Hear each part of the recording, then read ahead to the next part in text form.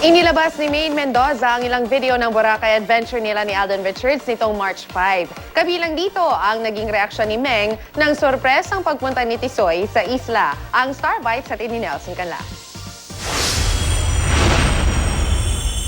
Oh my God, I'm having fun! Gulat na gulat si Maine Mendoza nang sorpresahin siya ni Alden Richards sa birthday escapade niya sa Boracay noong March 5. Shinare ni Maine sa kanyang vlog kung gaano siya ka-speechless nang makita si Alden. Akmang sasarhan pa nga ng pinto ang pambansang bay na tuwang-tuwa sa kanyang reaksyon. Napadaan lang.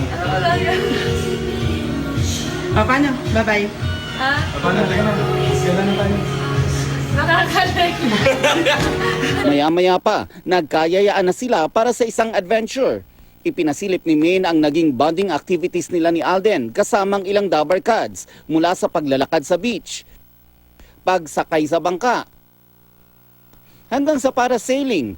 Kitang-kita ang tawanan at kaswitan ng Kalye Serial Love Team. Nagpakitang gilas pa ang Dub Smash Queen sa pagsayaw kasamang ilang EB babes. Pero kailangan ding umalis agad ni Alden. Nalungkot man, thankful si Maine sa pagkakataon na nagkasama sila. At hanggang gabi, na-enjoy ng birthday girl ang iba pang activity sa isla. Nabitin pa nga raw siya. Pero ika nga ng Dub Smash Queen, Alden made her very happy that day. Nelson Canlas, GMA News.